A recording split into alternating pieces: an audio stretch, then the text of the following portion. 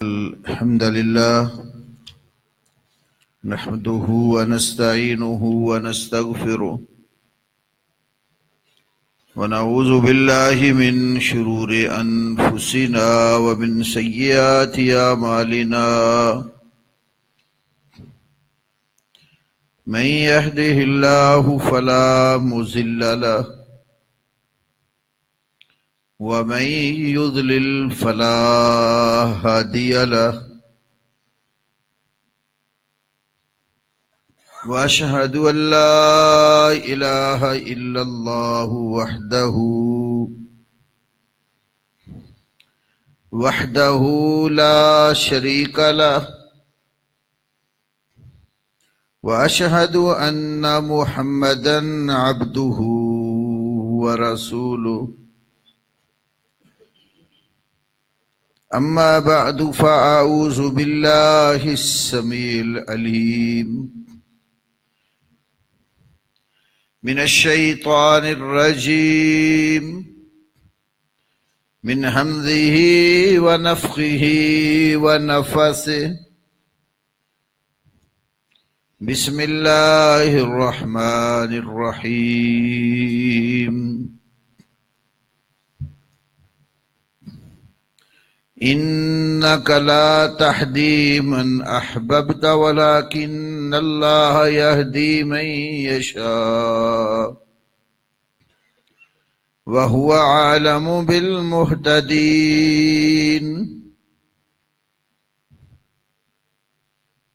رب اشرح لي صدري ويسر لي أمري واحلل عقدة من لساني يفقه قولي اللهم صل على محمد وعلى آل محمد كما صليت على إبراهيم وعلى آل إبراهيم إنك حميد مجيد اللهم بارك على محمد وعلى آل محمد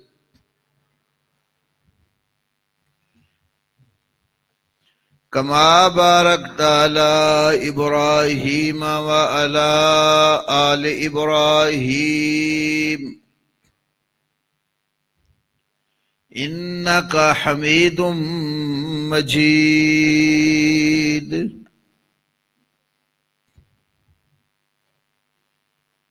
نبی کریم صلی اللہ علیہ وسلم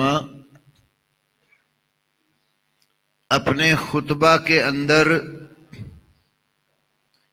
یہ جملہ ارشاد فرماتے من یہدہ اللہ فلا مضل لہ، جس کو اللہ تعالی ہدایت عطا کر دے اس کو کوئی گمراہ کرنے والا نہیں ہے، وَمَن يُضْلِلْ فَلَا هَادِيَ لَهُ، اور جس کو وہ گمراہ کر دے اس کو کوئی ہدایت دینے والا نہیں ہے۔ ہدایت کی توفیق عطا کرنا اور راہ راست سے جو دور ہٹنا چاہے اس کو ہٹنے کی توفیق دینا، یہ اللہ کا کام ہے۔ اللہ رب العالمین کسی کے ساتھ زیادتی اور ظلم نہیں کرتا، گمراہ اسے ہی کرتا ہے جو گمراہی کی طرف جا رہا ہے اور بڑھ رہا ہے۔ جو شخص صراط مستقیم کی طرف آ رہا ہے تو اس کو سیدھے راستے سے ہٹا دینا یہ تو ظلم ہے۔ اور اللہ ظلم نہیں کرتا۔ البتہ اگر کوئی شخص راستہ بھول رہا ہو، بھٹک رہا ہو، اس کو پکڑ کر سیدھے راستے پر کر دینا، یہ اللہ رب العالمین کی رحمت اور اس کا انعام ہے۔ اور بہت سارے لوگوں کو جو بھٹکے ہوئے ہوتے ہیں وہ سیدھے راستے پر چلا دیتا ہے۔ ایسے ہی جو شخص صراط مستقیم کے اوپر چلتا ہے اور قائم رہنا چاہتا ہے تو اللہ رب العالمین اس کو وہاں سے ہٹاتا نہیں ہے۔ اللہ سے توفیق مانگتا ہے تو اللہ اس کو توفیق عطا کرتا ہے۔ تو یہ ہدایت کی توفیق صرف اور صرف اللہ تعالی کے پاس ہے۔ اللہ نے اپنا یہ اختیار اپنے بندوں کو عطا نہیں کیا۔ اللہ کی مخلوق میں اللہ کے بڑے بڑے قدر و منزلت والے بندے ہیں، لیکن اللہ نے اپنے مقرب اور قدر و منزلت والے بندوں کو بھی یہ اختیار عطا نہیں کیا کہ جس کو چاہیں سیدھے راستے پر چلا دیں اور جس کو چاہیں ہٹا دیں۔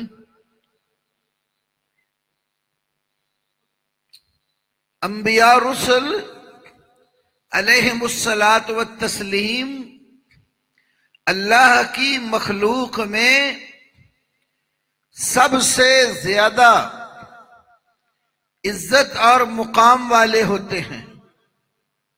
ان کی شان اور قدر و منزلت باقی مخلوق سے کہیں زیادہ ہوتی ہے۔ جن کو اللہ خود چن کر اپنا نمائندہ بنا کر انسانوں کی طرف مبعوث کرتا ہے تاکہ وہ انسانوں کو سیدھے راستے کی طرف رہنمائی کریں۔ انبیاء کا کام راستہ دکھانا ہے، راستے کی رہنمائی کرنا ہے اور راستے پر چلنے کی توفیق دینا، یہ اللہ جل جلالہ کی عظمت اور اس کی شان ہے۔ رسول اللہ صلی اللہ علیہ وسلم سے بڑا کوئی عزت اور مقام والا اللہ کی کائنات میں نہیں ہے۔ اللہ مالک الملک نے جو عظمت اور شان، رفعت اور بلندی، مقام اور منصب آپ صلی اللہ علیہ وسلم کو عطا فرمایا وہ کسی اور کو نہیں دیا۔ یہ ہم سب مسلمانوں کا پکا اور پختہ عقیدہ ہے، ایمان ہے ہمارا اس پر۔ لیکن اللہ کے اختیارات اللہ کے مقرب بندوں میں تقسیم کرنے کی اجازت نہیں ہے۔ رسول پاک صلی اللہ علیہ وسلم کے حوالے سے سورۃ القصص آیت نمبر 56 20واں پارہ، اللہ رب العالمین نے فرمایا اِنَّكَ لَا تَهْدِي من احببت ولكن اللہ يهدي من يشاء وهو اعلم بالمهتدين۔ مولانا احمد رضا خان صاحب اس کا ترجمہ یہ لکھتے ہیں، بے شک یہ نہیں کہ تم جسے اپنی طرف سے چاہو ہدایت کر دو، بے شک یہ نہیں تم جسے اپنی طرف سے چاہو ہدایت کر دو، ہاں اللہ ہدایت فرماتا ہے جسے چاہے، اور وہ خوب جانتا ہے ہدایت والوں کو۔ قرآن کی اس آیت کا سرسری نظر میں اگر آپ ترجمہ ہی دیکھ لیں تو یہ بات کھل کر واضح ہو جاتی ہے کہ ہدایت دینا وہ پیغمبر کا کام نہیں ہے، وہ اللہ تعالیٰ کا کام ہے۔ پیغمبر کا کام راستہ دکھانا ہے، اللہ کی وحی کی روشنی میں لوگوں کو صراط مستقیم کی طرف رہنمائی کرنا ہے۔ اور اس کی جو تفسیر ہے ساتھ مولانا نعیم الدین مراد آبادی کی، انہوں نے اس کا جو شان نزول لکھا ہے کہ یہ آیت کریمہ نازل کب ہوئی، تو اس میں مسلم شریف کی حدیث لائے، حالانکہ یہ حدیث صحیح بخاری میں بھی موجود ہے، کتاب الجنائز میں بھی اور کتاب التفسیر میں بھی، اور جتنے جلیل القدر کبار اہل سنہ کے مفسرین اس دنیا میں تشریف لائے ہیں اور تفسیر پر کتابیں لکھی ہیں، سب نے اس آیت کریمہ کی تفسیر میں یہ حدیث درج کی کہ رسول اللہ صلی اللہ علیہ وسلم کے چچا ابو طالب جب وفات کے قریب تھے، آپ ان کو کلمہ کی دعوت دینے کے لیے تشریف لے گئے۔ جب آپ صلی اللہ علیہ وسلم تشریف لے گئے تو آپ کے چچا کے پاس ابو جہل اور کچھ دوسرے سرداران موجود تھے۔ آپ صلی اللہ علیہ وسلم نے فرمایا، یا عم قل لا الہ الا اللہ، اے میرے چچا لا الہ الا اللہ کہہ دو، کلمۃً احاج بہا لک عند اللہ، یہ ایسا کلمہ ہے تیرے حق میں اللہ کے پاس قیامت والے دن میں اسے بطور دلیل اور حجت کے پیش کر سکوں گا۔ تو جو پاس بڑے بڑے چودھری بیٹھے ہوئے تھے، انہوں نے ابو طالب سے کہا، اترغب عن دین عبد المطلب، کیا تم دنیا سے جاتے ہوئے عبد المطلب کے دین سے منہ پھیر رہے ہو؟ اس نے کہا نہیں، بل انا علی دین عبد المطلب، بلکہ میں عبد المطلب کے دین پر ہی ہوں۔ فَأَبَى أَن يَقُولَ لَا إِلَٰهَ إِلَّا اللَّهُ، تو لا الہ الا اللہ کہنے سے انکار کر دیا، تو اس پر اس کی موت واقع ہوئی۔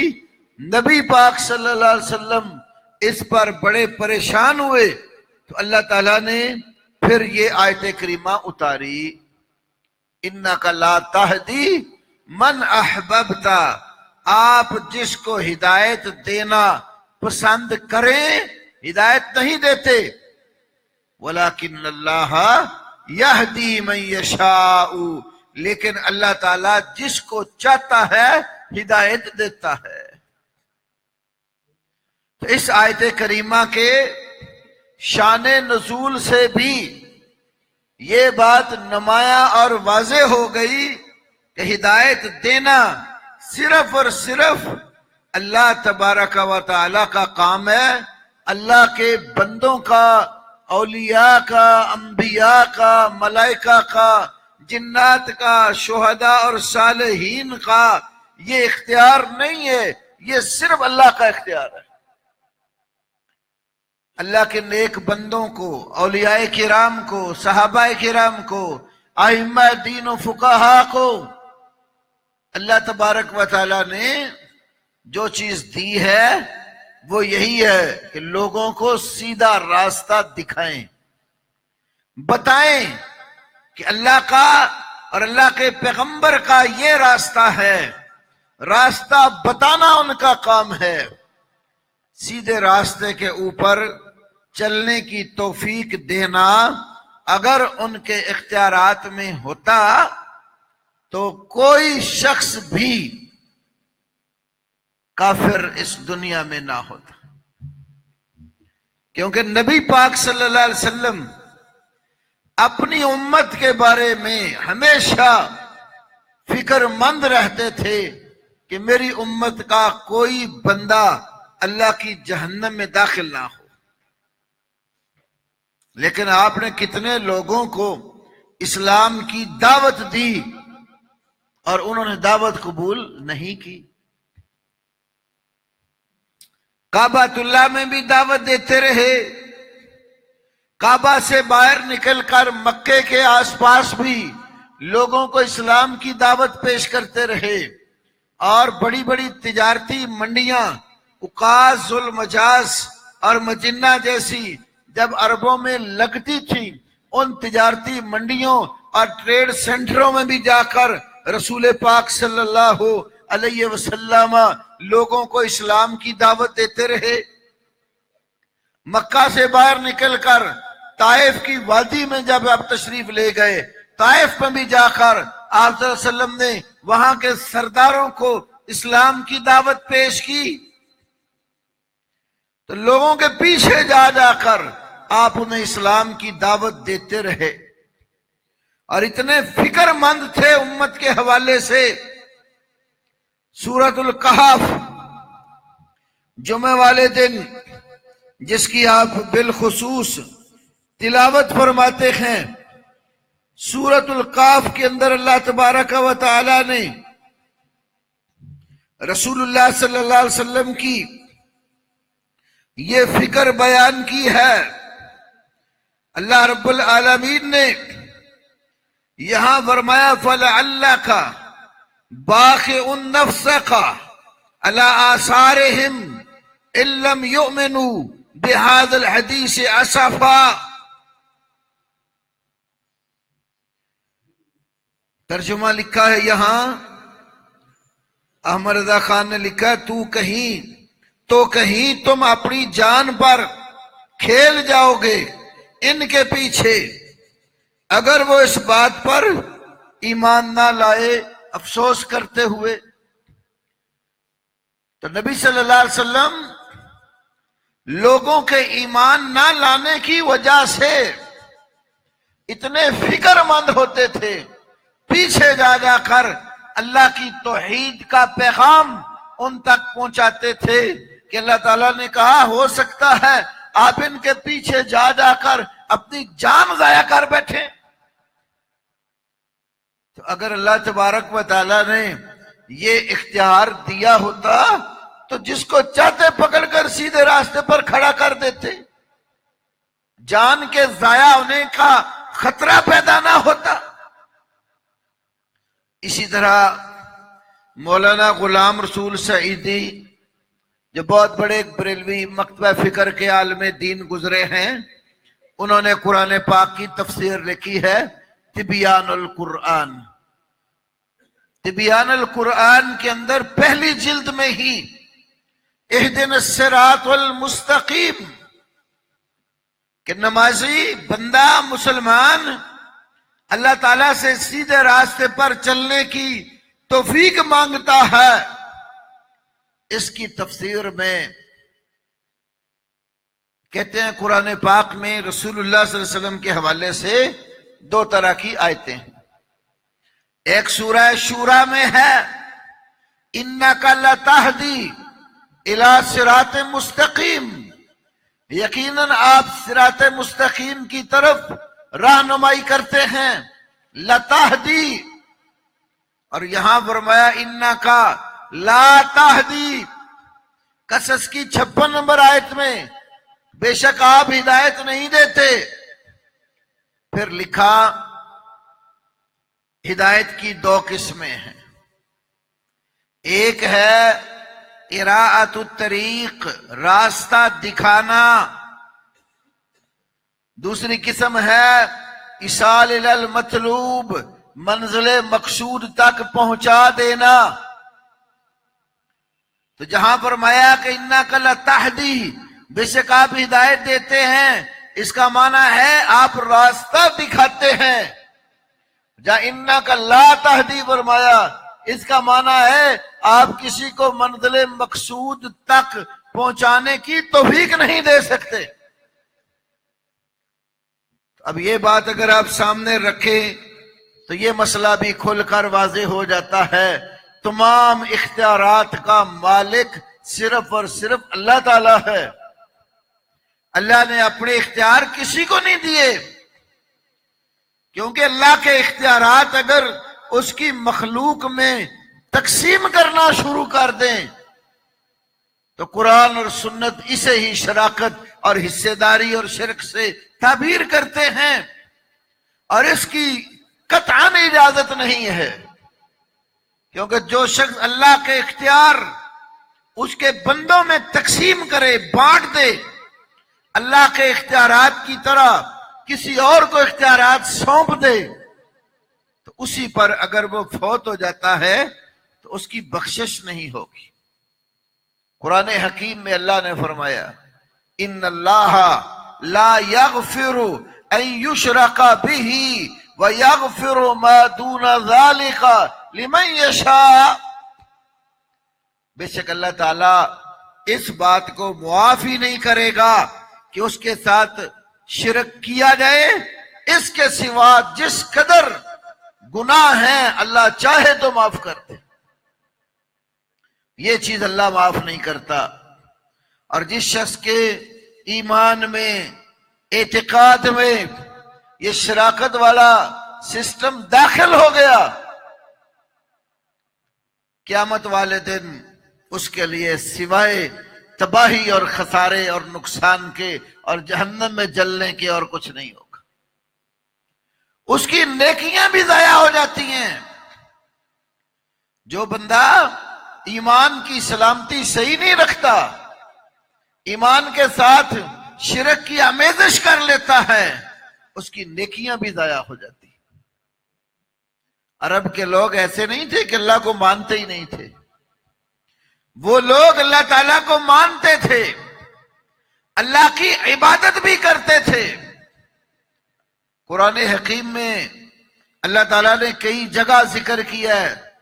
اگر آپ ان لوگوں سے پوچھیں کہ آسمان پیدا کرنے والا کون ہے، زمین پیدا کرنے والا کون ہے، آسمان سے بارش برسا کر زمین سے پھل، میوہ جات اور ترکاریاں اگانے والا کون ہے، زندہ کو مردہ سے اور مردہ سے زندہ کو پیدا کرنے والا کون ہے؟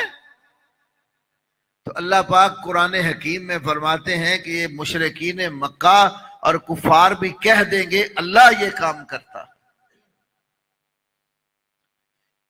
اللہ کو مان کر کعبے میں باقاعدہ عبادت کرتے تھے، کعبے کا طواف کرتے تھے، حج کرتے تھے، تلبیہ پڑھتے تھے.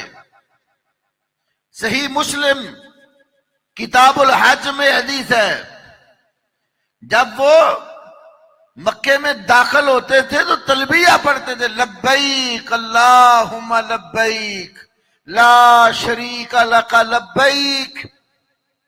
یہ تلبیہ مشرکین عرب کہتے تھے، لبیک اللہم لبیک لا شریک لک لبیک.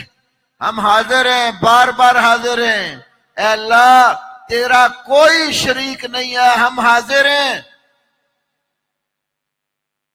جب یہاں تک پڑھتے ہمارے نبی محمد صلی اللہ علیہ وسلم انہیں کہتے قدن قدن، بس یہاں ہی رک جاؤ، یہاں ہی رک جاؤ، آگے کوئی بات نہ کرنا. لیکن وہ تھوڑی سی بیچ میں آمیزش کرتے تھے. کیا کہتے تھے؟ الا شریکا تملکہ ما ملکا، الا شریکا، ہاں کچھ ہستیاں ضرور تیرے ساتھ شریک ہے. تملکہ، اصل میں ان ہستیوں کا مالک بھی تو ہے. ما ملکا، وہ مالک نہیں ہے، ان کے پاس اختیار نہیں ہے، ان کو بھی تو نہیں جو نے اختیار دیے ہوئے ہیں، ان کا بھی مالک تو ہی ہے. بس جن دو ہستیاں تھوڑی سی تیرے ساتھ ہیں. الا شریکا تملکہ ما ملکا، تو ان کا بھی مالک ہے، ان کے اختیارات کا بھی اصل مالک تو ہی ہے. حج کر رہے ہیں، تلبیہ پڑھے جا رہے ہیں، کتنی بڑی نیکیاں حج. ہمیں رسول اللہ صلی اللہ علیہ وسلم نے یہ بتایا ہے کہ جو شخص حج کرتا ہے اور اللہ تعالیٰ اس کا حج مبرور بنا دیتا ہے کہ اس نے اپنے حج میں کوئی فضول بات نہیں کی، شہوت انگیز گفتگو اور عمل نہیں کیا، تو اس حج مبرور کی جزا سوائے جنت کی اور کچھ نہیں ہے. اور دوسری حدیث میں ہے کہ حاجی جب حج کر کے پلٹتا ہے، حج کی وجہ سے اس کے سارے گناہ اس طرح ختم کر دیے جاتے ہیں جیسے وہ آج ہی اپنی ماں کے پیٹ سے دنیا میں آیا ہے. کتنی بڑی حج کی فضیلت ہے. اور وہ حج کرتے تھے، تلبیہ پڑھتے تھے، یہ نیکی ان کے کسی کام نہیں آئی. وہ رسول اللہ صلی اللہ علیہ وسلم پر ایمان لا کر شرک کی نحوست سے باز نہیں آئے. اور اللہ نے انہی کے متعلق فرما دیا انما المشرکون نجس فلا يقربوا المسجد الحرام بعد عامهم هذا. یہ شرک کرنے والے لوگ پلید ہیں، آج کے بعد مسجد حرام کے قریب بھی نہ آئیں. پھر مسجد بنانا بہت بڑا نیکی کا کام ہے. اس کے فضائل و مناقب بھی نبی پاک صلی اللہ علیہ وسلم نے بیان فرمائے. تقریباً تمام کتب میں یہ حدیث ہے، صحاح میں بھی اور سنن میں بھی. اللہ کے نبی صلی اللہ علیہ وسلم نے فرمایا من بنا للہ مسجدا بن اللہ لہ بیتا فی الجنہ. جو شخص اللہ کے لیے ایک مسجد تعمیر کرتا ہے، اللہ اس کے بدلے میں جنت میں اس کا گھر بنا دیتا. اور ابن ماجہ میں ایک حدیث ہے جو شخص پرندے کے گھونسلے جتنی مسجد بنا دے، اللہ اس کے بدلے میں بھی جنت میں گھر دے گا اس کو. حالانکہ پرندے کے گھونسلے جتنی تو مسجد نہیں ہوتی. مثال دینے کا مقصد کوئی چھوٹی سے چھوٹی مسجد بھی اگر کسی نے بنائی تو اللہ تعالیٰ جنت میں اس کے بدلے میں گھر دے گا. روئے زمین پر سب سے زیادہ عظمت اور شان والی ایک ہی مسجد ہے، سب سے زیادہ، جس کو مسجد حرام کہا جاتا ہے، جہاں 1,00,000 نماز کا ثواب ملتا ہے. ایک نماز کے بدلے میں ایک نماز پڑھی جائے تو 1,00,000 نماز کا ثواب. اتنی عظمت والی مسجد، جس مسجد کے سوا کسی اور جگہ پر پوری دنیا میں نہ طواف کرنے کی اجازت ہے، نہ یہ تلبیہ ہے کسی اور جگہ پر، اور یہ حجر اسود جس کو بوسہ دیا جاتا ہے اور گناہوں کی معافی ہوتی ہے، وہ بھی صرف وہ پتھر جس کو چوما جاتا ہے وہ صرف مسجد حرام میں ہے، کعبے کی ایک نکر میں لگا ہوا. اتنی بڑی فضیلت والی مسجد. جب سیلاب آیا ایک دفعہ اسلام کا اعلان ہونے سے قبل ہی کعبے کی عمارت گر گئی۔ آج بھی جنہیں اللہ پاک نے بیت اللہ جانے کی توفیق عطا کی ہے، انہوں نے دیکھا ہے کہ کعبے کی جو جگہ ہے، بیت اللہ جہاں بنایا گیا ہے، وہ گہرائی میں ہے، سائیڈوں والی جگہ اونچائی پر ہیں۔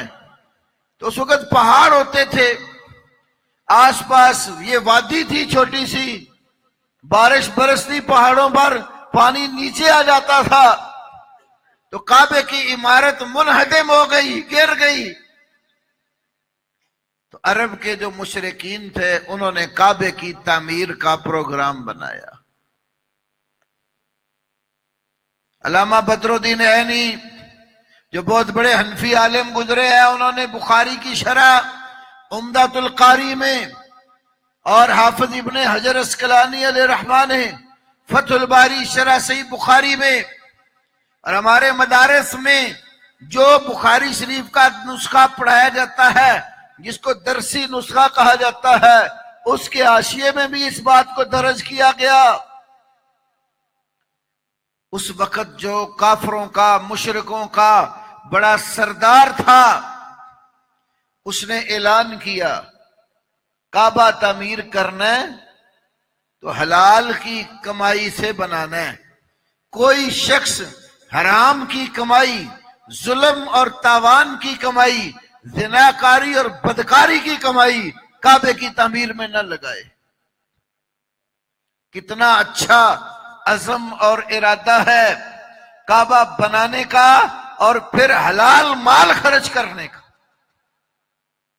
ہمارے ہاں تو میں کئی بار کہتا ہوں، لوگ پرہیز ہی نہیں کرتے، نہ دینے والے اور نہ لینے والے۔ جس طرح کی کمائی ہوتی ہے مسجد میں بھیج دیتے ہیں۔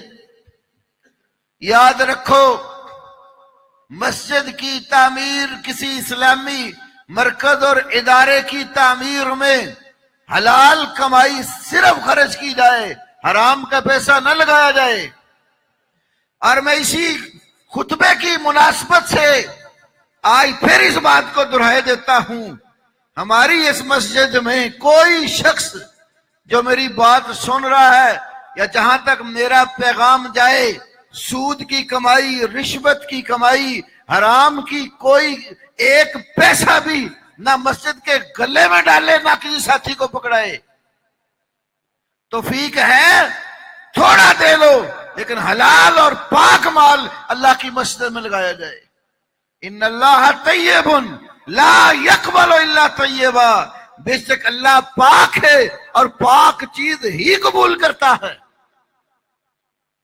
حرام کی کمائی اللہ کے ہاں قبول نہیں ہوتی۔ عرب کے مشرکوں نے کعبے کی تعمیر میں حلال کی کمائی لگائی، تو اتنا بڑا گھر بنایا، لیکن اس نیکی کا کوئی نفع آخرت کو نہیں ہوگا، اس لیے کہ انہوں نے اپنے شرکیہ نظریات اور عقائد سے توبہ کر کے اسلام کا کلمہ توحید نہیں پڑھا۔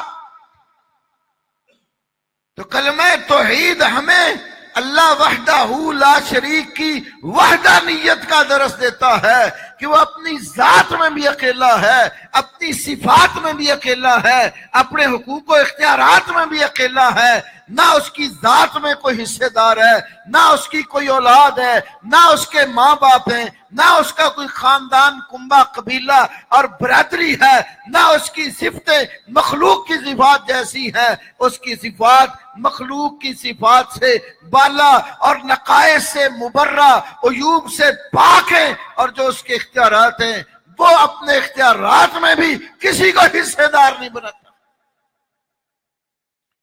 تو اللہ تعالیٰ نے یہ اختیار اپنے پاس رکھا ہے، وہ جس کو چاہتا ہے توفیق عطا کرتا ہے سیدھے راستے کی، اور جس کو چاہتا ہے راہ راست سے ہٹا دیتا ہے۔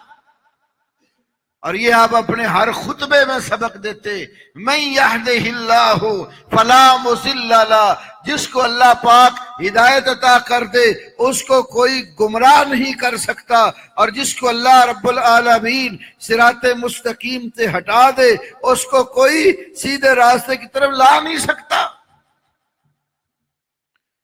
اور سورۃ البقرہ تیسرے پارے میں فرمایا لیس علیک ھداھم ولکن اللہ یہدی من یشاء، ان کفار کو ہدایت دینا یہ آپ پر نہیں ہے، لیکن اللہ جس کو چاہتا ہے ہدایت دیتا۔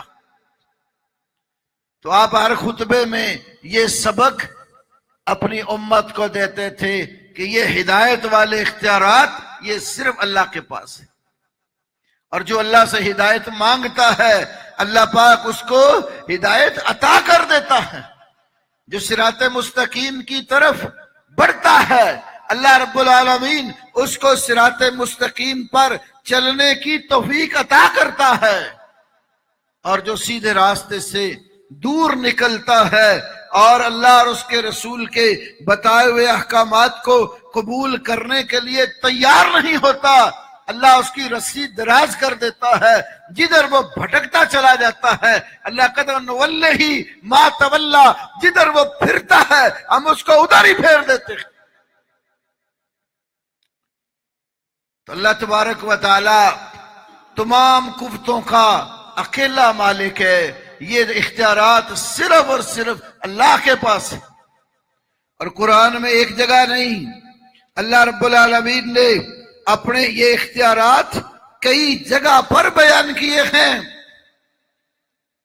اللہ تعالیٰ نے ایک جگہ فرمایا الا لہ الخلق والامر، یاد رکھو الا یہ لفظ وہاں استعمال ہوتا ہے جہاں کسی چیز سے متنبہ کرنا ہوتا ہے، آگاہ کرنا ہوتا ہے، خبردار کرنا ہوتا ہے، تنبیہ کے لیے آتا ہے۔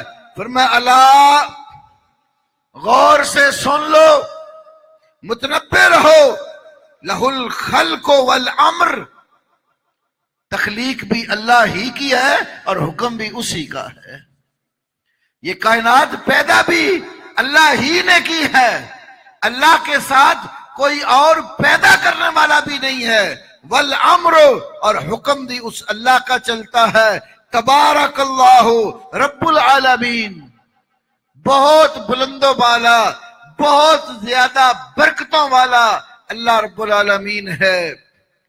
جب وہ سب سے بڑھ کر برکتوں والا ہے، حکم اس کا چلتا ہے، پیدا ہمیں اس نے کیا ہے، تو ہمیں بھی اپنے تمام حالات میں، واقعات میں، مصائب میں، پریشانیوں میں جب بھی ضرورت پڑے پکارنے کی، مانگنے کی، تو اس اللہ کو پکارا جائے۔ اس لیے آگے فرمایا ادعو ربکم تضرعا وخفیا، اپنے رب سے دعا کرو گڑ گڑاتے ہوئے اور آہستہ۔ ادعو ربکم تضرعا وخفیا، یہاں پر اللہ رب العالمین نے یہ سبق دے دیا کہ تم اپنے پروردگار کو جب بھی مشکل اور مصیبت آئے تو پکارو، گڑ گڑا کے پکارو، عاجزی اور انکساری کے ساتھ تم اللہ رب العالمین کو پکارو، وہ تمہاری پکار سنتا بھی ہے اور قبول بھی کرتا۔ آہستہ آہستہ اس کو پکارو تب بھی وہ تمہاری پکار سنتا اور قبول کرتا ہے۔ جب اختیارات سب اللہ کے پاس ہیں، وہ جس کو جتنا چاہے عطا کرے، جس کو چاہے محروم کر دے، تو پکارنا بھی اسے ہی چاہیے۔ سورۃ انعام 7واں پارہ، اس سورت کی آیت نمبر 64 ہے۔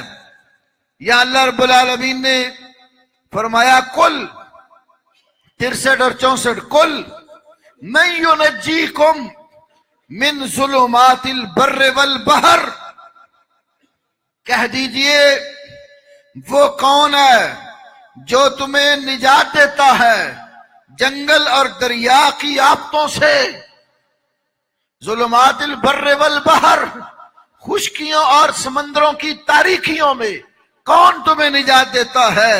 تدعونہ، جسے تم پکارتے ہو، تضرعا وخفیہ، گڑ گڑا کر اور آہستہ، اور اللہ سے کیا کہتے ہو؟ لئن انجانا من ہذہ، اگر اس اللہ نے ہمیں اس مصیبت سے نجات عطا کر دی، لنکونن من الشاکرین، تو ہم ضرور بالضرور شکر کرنے والوں میں سے ہو جائیں گے۔ پھر اللہ کہتا ہے قل اللہ، قل میرے نبی آپ کہہ دیں، اللہ ینجیکم منہا، جس آفت اور مصیبت میں تم اللہ کو پکارتے ہو اللہ تمہیں اس سے نجات دیتا ہے، وَمِن كُلِّ كَرْبٍ، اور ہر کرب اور دکھ سے بھی وہ تمہیں نجات دیتا ہے۔ ثُمَّ أَنْتُمْ تُشْرِكُونَ، جب اللہ تعالیٰ تمہیں نجات دے دیتا ہے پھر تم اللہ کے ساتھ شرک کرنے لگ جاتے ہو۔ قرآن حکیم کی بڑی سادہ سی اور واضح سی آیات ہیں۔ اللہ کہتا ہے ہر دکھ میں، ہر کرب میں، ہر مصیبت اور آفت میں جب تم اللہ کو پکارتے ہو تو نجات دینے والا اللہ تعالیٰ ہے، اور جس بھی دکھ اور مصیبت میں پکارو وہ تمہیں نجات دیتا ہے۔ لیکن مسئلہ یہ ہے نجات اللہ دیتا ہے، اور اللہ سے نجات پانے کے بعد پھر تم اللہ کے ساتھ شرک کرنا شروع کر دیتے ہو، نہیں یہ تو فلاں نے نجات دے دی۔ قرآن پاک میں ایک اور مقام پر آپ غور کریں، اللہ رب العالمین نے دوسری جگہ پر نبی صلی اللہ علیہ وسلم سے کہا، سورۃ انعام 7واں پارہ ہے 17 نمبر آیت، وَإِن يَمْسَسْكَ اللَّهُ بِضُرٍّ فَلَا كَاشِفَ لَهُ إِلَّا هُوَ۔ مولانا رضا خان صاحب نے ترجمہ لکھا ہے، اور اگر تجھے اللہ کوئی برائی پہنچائے تو اس کے سوا اس کو کوئی دور کرنے والا نہیں۔ وَإِن يَمْسَسْكَ بِخَيْرٍ فَهُوَ عَلَىٰ كُلِّ شَيْءٍ قَدِيرٌ، اور اگر تجھے بھلائی پہنچائے تو وہ سب کچھ کر سکتا۔ اب یہ جو پہلا جملہ ہے، اگر تجھے اللہ کوئی برائی پہنچائے، اس کے نیچے نعیم الدین مراد آبادی صاحب نے تفسیر لکھی، برائی سے مراد بیماری یا تنگ دستی یا اور کوئی بلا۔ اگر اللہ آپ کو بیمار کر دے، اللہ کے سوا شفا کوئی نہیں دینے والا۔ اگر اللہ آپ کو تنگ دست کر دے، اس کے سوا فراخی لانے والا کوئی نہیں ہے۔ اگر اللہ آپ کو کوئی اور بلا اور آفت یا اس سے مبتلا کر دے تو فلا کاشف لہ الا ہو، اللہ کے سوا وہ مشکل کشائی کرنے والا اور کوئی نہیں ہے۔ اور یہ جو فرمایا یمسسک بخیر، اگر تجھے اللہ کوئی بھلائی پہنچائے، اس کی تفسیر لکھی ہے مثل صحت و دولت وغیرہ، یعنی اگر اللہ آپ کو صحت عطا کر دے، آپ کو دولت عطا کر کے اللہ تعالیٰ مال و مال کر دے، تو وہ ہر چیز پر کمال قدرت رکھنے والا ہے، سب کچھ عطا کر سکتا۔ تو تمام اختیارات، قوتیں اور طاقتیں اللہ رب العالمین کے پاس ہیں، اسی لیے اللہ نے اپنے اختیارات میں کسی پیغمبر کو، کسی نیک بندے کو، کسی فرشتے کو اپنے ساتھ شریک اور حصے دار نہیں ٹھہرایا۔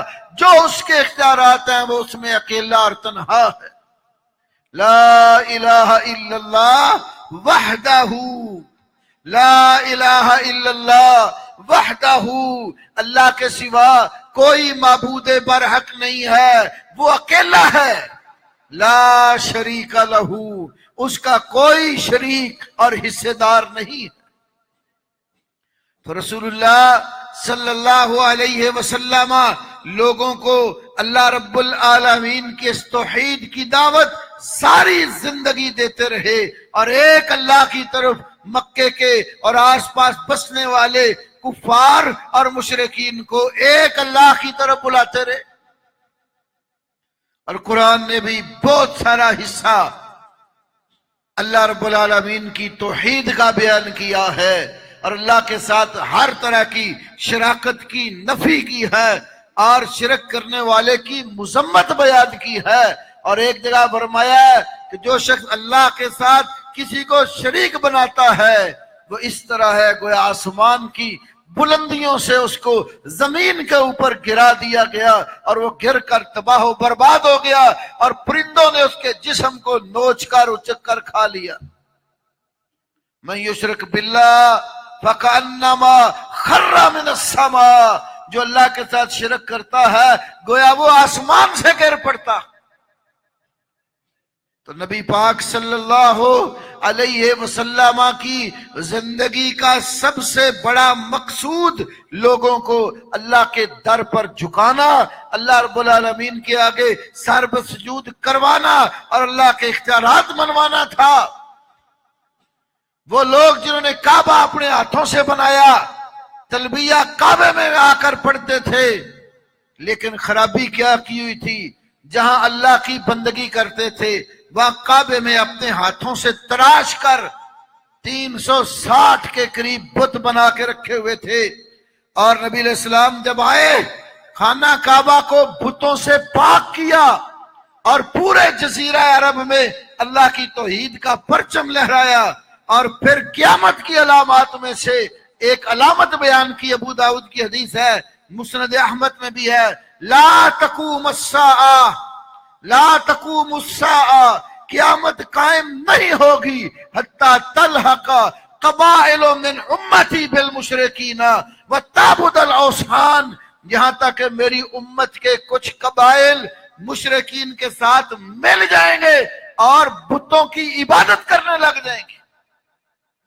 آج اس کی مثال عرب امارات میں ابو ظہبی کے اندر بننے والا وہ بڑا دنیا کا بت خانہ ہے جو مودی کے کہنے پر نام نہاد مسلمانوں نے بنا کر اس کے اندر جا کر جیے شری رام کے نعرے لگائے۔ یہ رسول اللہ صلی اللہ علیہ وسلم کی اس حدیث کی صداقت ہے، پیشین گوئی آپ کی سچی ثابت ہوئی۔ آپ نے فرمایا تھا کہ میری امت کے کچھ قبائل مشرکوں کے ساتھ مل جائیں گے، اور اس بات میں کسی ادنا سے مسلمان کا بھی شک نہیں ہے کہ ہندو کائنات کا بدترین مشرک ہے، جو گائے کو بھی پوجتا ہے، سانپوں کا پجاری ہے، کروڑوں الہ معبود جس نے بنا رکھے۔ آج مسلمانوں نے جگہ بھی اس کو دے دی، بنانے میں بھی معاونت کی، اور جا کر وہاں پوجا پاٹ میں بھی ان کے ساتھ شریک ہو گئے۔ یہ ہمارے نبی محمد صلی اللہ علیہ وسلم نے علامات قیامت میں سے ایک علامت جو بیان فرمائی تھی، آج آپ کی حدیث بھی سچی ثابت ہو گئی، اور یہ مسئلہ بھی ثابت ہو گیا کہ اسلام کا نام لینے والے لوگ بھی بت پرست اور شرک کرنے والے ہو سکتے ہیں۔ ابو ظہبی میں اتنا بڑا مندر وہ اسی بات کی نشاندہی کر رہا ہے کہ کئی کلمہ پڑھنے والے لوگ بھی وہاں بت پرستی میں ان کا ہم نوا بنے۔ یہ دنیا داری کسی کام نہیں آنی۔ قیامت والے دن اللہ کی توحید پر ایمان کام آنا ہے، رسول اللہ کی نبوت اور آپ کی صداقت پر ایمان کام آنا ہے۔ ایمان کے سوا کوئی چیز قیامت والے دن نفع نہیں دے گی۔